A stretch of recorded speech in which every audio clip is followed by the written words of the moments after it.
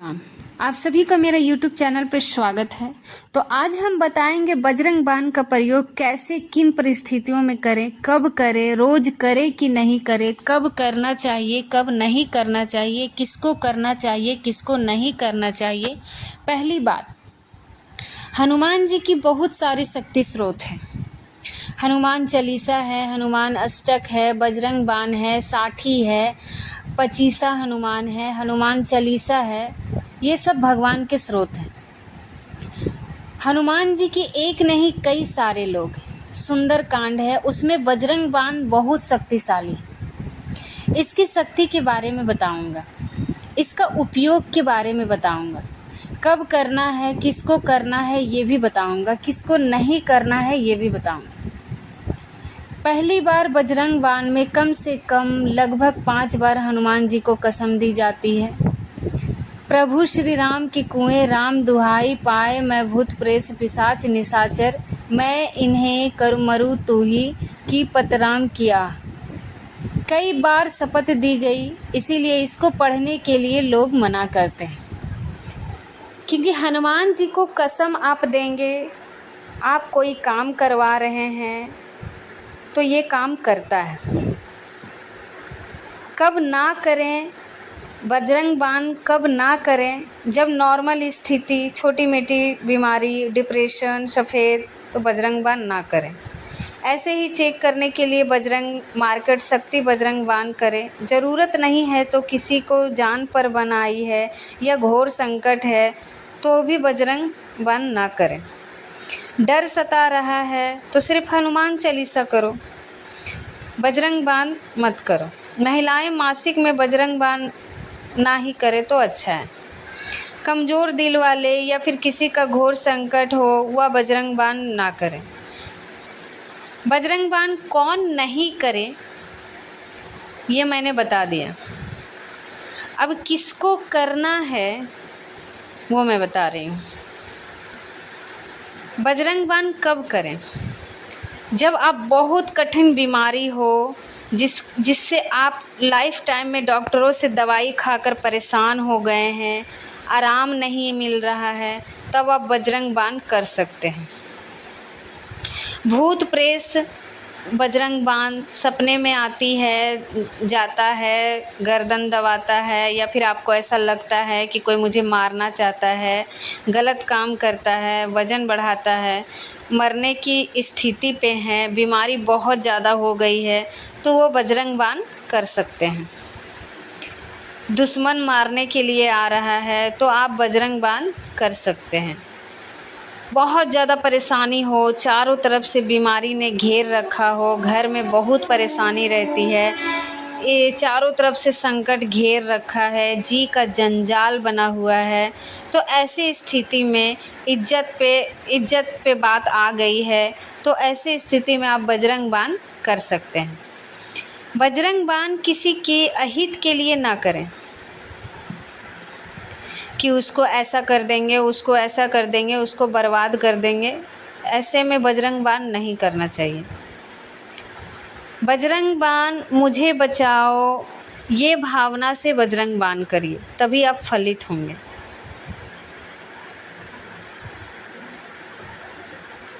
किसी का बुरा नहीं करना है। आपको अपने अच्छे के लिए, अपने भले के लिए, मन की शांति के लिए, अपनी बीमारी, अपनी संकट को ख़त्म करने के लिए आपको बजरंग बाण आप कर सकते हैं। लेकिन जब ज़्यादा हो तब हल्के फुल्के में तो हनुमान चालीसा ही पढ़े तो अच्छा रहेगा। हनुमान जी के मंदिर में इसमें कसम ना तो करना रहता है, ना आपको कोई प्रॉब्लम होगा। अच्छा है कि आप हनुमान चालीसा ही पढ़ें। कोई प्यार में पड़ गया है तो उसको लड़की नहीं मिली है, सौगात मिलना हो, तो ऐसी बेवकूफ़ी में आप बजरंग बाण ना करके हनुमान चालीसा पढ़ सकते हैं, जिनसे आपको शांति मिले, शक्ति मिले।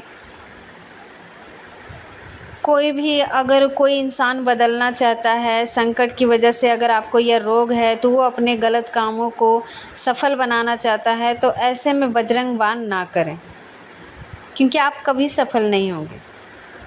पहले हमने बताया कि किसको बजरंग बाण पढ़ना चाहिए, किसको नहीं पढ़ना चाहिए। अब मैं बता रही हूँ कि इसको पढ़ने का तरीका क्या है। प्रयोग की विधि, पूरी विधि बताऊंगी। पूरी वीडियो हम संग का जो बजरंग बाण करने का तरीका है सबसे सिंपल है। ओम राम रामायण नमः ओम की एक माला पहले रखिए, उसको 11 बार आप ओम राम रामायण की ओर से जाप कर लें। मिनिमम तरीका है, सबसे छोटा तरीका है। और जो बजरंग बाण करते हैं उनको अंडा, मांस, मछली, लहसुन, प्याज, दारू, बियर वो नहीं खाएंगे, उनको छोड़ना पड़ेगा। और जब से आप बजरंग बाण का हनुमान जी के शुरू करेंगे तो हनुमान जी के मंदिर में जाके करेंगे। प्रभु, सबसे पहले आप प्रार्थना कीजिएगा कि प्रभु आपका बजरंग बाण पढ़ रहा हूँ, माफ़ करना, आपको कसम तेरे प्रति मेरा प्रभु मेरा जान पर बन आई है। मैं आपसे कान पकड़कर माफ़ी मांगता हूँ। मुझे कि अगर मुझे से कोई गलती हो तो आप मुझे माफ़ करना। बजरंग बाण आप किसी मंगलवार या शनिवार से स्टार्ट कर सकते हैं। बजरंग बाण बहुत सारा मार्केट में भी मिलता है जो तोड़ जोड़ के बड़े बड़े 4 पेज के निर्माण कर रखा है, तो वो बजरंग बाण सही नहीं होता। बजरंग बाण 11 कम से कम 11 बार या फिर 111 बार साथ में ओम राम कवये नमः उनकी आप पहले राम का नाम लीजिए और जाप कर लीजिए, फिर ओम नमः शिवाय के नाम लेके आप जाप कर सकते हैं। क्योंकि जब आप बजरंग बाण पढ़िएगा तो उनका जो ये बाण होता है बहुत तेज़ी से मारते हैं और वो बहुत गुस्से में रहेंगे और वो देखेंगे, वो आपका बीमारी कष्टों को तो नाश करते हैं। साथ में अगर आप ओम नमः शिवाय या फिर राम का नाम लेंगे तो अच्छा रहेगा। क्योंकि बजरंग बाण आप जब पढ़ते हैं तब वो बाण मारते हैं तो वो देखेंगे कि आप राम जी और शंकर जी का नाम ले रहे हैं तो उनका गुस्सा धीरे धीरे शांत हो जाएगा। आप बजरंग बाण जब पढ़ेंगे तो अखंड जोत जलाकर करेंगे, बहुत अच्छी रहेगा। ज़रूरत होगी तो तिल के पेड़ के हितैषी घी अति उत्तम है। चमेली के तेल भी बहुत अच्छा है। बजरंग बाण जब आप पढ़िएगा तो ब्रह्मचर्य का पालन ज़रूर कीजिएगा। और बजरंग बाण का तरीका है, अलग अलग तरीके के सामने बजरंग बाण होती है, लेकिन मैंने आपको 2 तरीके बताएं। आपको मिलेगी ही मिलेगी, नियम पर ज़रूरी है। बजरंग बाण आप जब पढ़ रहे हैं तो तरीका बहुत अच्छे से होना चाहिए, पूरी विधि विधान से आप बजरंग बाण पढ़ें। नियम बहुत ही ज़रूरी है, क्योंकि नियम के अनुसार आप अगर बजरंग बाण पढ़ते हैं तो आप ज़रूर सफल होंगे और बजरंगबली आप पे ज़रूर आपकी काम को सफल बनाएंगे।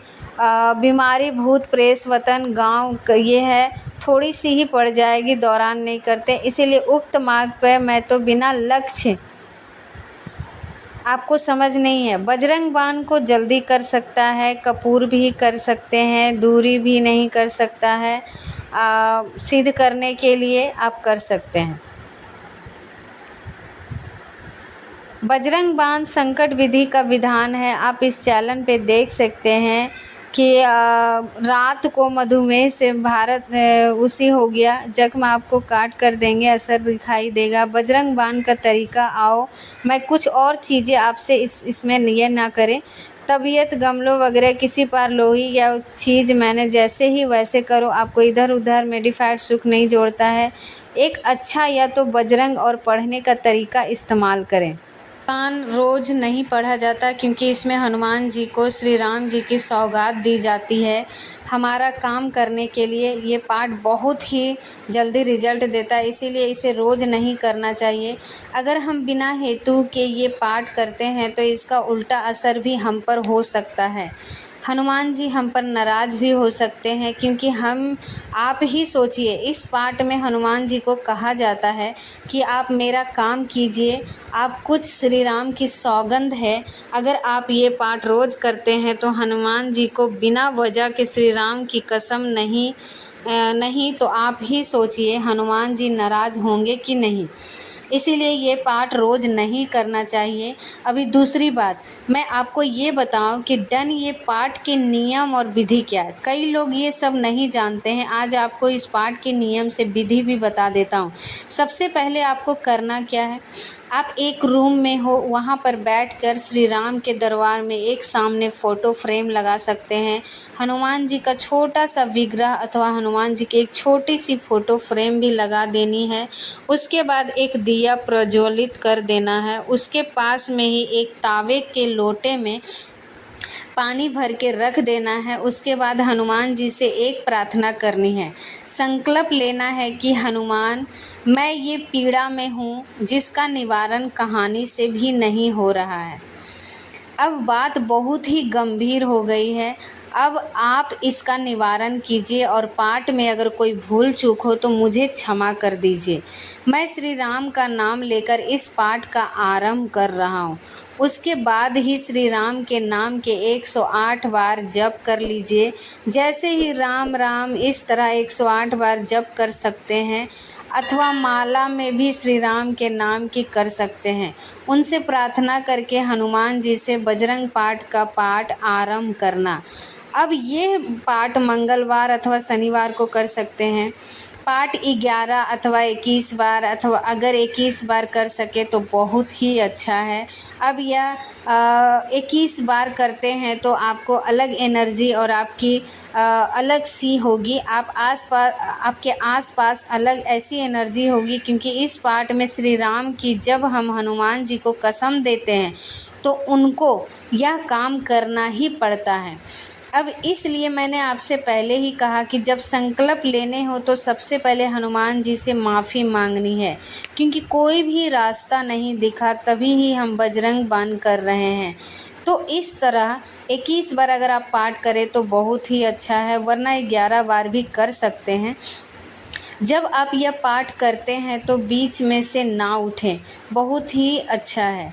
21 बार पाठ करने पर जो तांबे के कलश में पानी है, वो पाठ का जैसे ही वह पाठ पूर्ण हो जाते हो तो पानी परिवार वालों को सबको पिला देना और खुद भी थोड़ा सा पी लेना।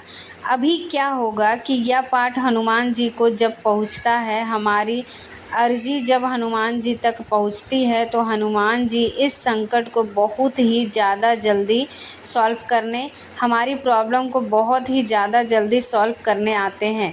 क्योंकि वो भी जानते हैं कि बजरंग बाण इसीलिए किया जाता है कि मेरा भक्ति बहुत ही ज़्यादा पीड़ा में है, इसीलिए बहुत ही कम टाइम ही आपको जो भी प्रॉब्लम होगी वह हनुमान जी की सॉल्व कर देंगे। मतलब कि तुरंत ही आपको पीड़ा से राहत मिल जाएगी। इस तरह हमें बजरंग बाण करना रोज़ रोज़ अनुभव के लिए ना कीजिए, क्योंकि इसका उल्टा असर भी हो सकता है। इसीलिए इस नियम और विधि के साथ अगर आप बजरंग बाण कर सकते हैं तो बहुत बड़ी ही आफत भी टल सकती है। पर इस बात का भी ध्यान रखना है कि ये पाठ जब हम करें तो हनुमान जी की पूरी श्रद्धा हनुमान जी पे होनी चाहिए। हमें ऐसा नहीं कि कोई भी खतरा आया तो उनमें 11 बार पढ़ लिया, बजरंग बाण सब कुछ ठीक कर दे हो गया, ऐसा नहीं होता। हमें हनुमान जी पर पूरी श्रद्धा होनी चाहिए। हनुमान जी के प्रति समर्पित हो जाइए, उनके चरणों में जाइए कि हे हनुमान, ये मेरा ये प्रॉब्लम सॉल्व कर दीजिए। मैं ये पाठ कर रहा हूँ, कोई भी भूल चूक हो मुझे माफ़ कर दीजिए। इस तरह का ये पाठ करना है। यह पाठ जब भी पूर्ण होगा उसके कुछ समय ही बाद, यानी कि कुछ दिन में ही, वैसे बहुत ही जल्दी कोई भी कार्य पूर्ण होता है, आपका वो कार्य ज़रूर हनुमान जी की पूर्ण कर देंगे। दोस्तों, आशा करता हूँ आपको यह वीडियो अच्छा लगा होगा। तो मिलते हैं आगे ऐसे ही सनातन की अमूल्य जानकारी के साथ।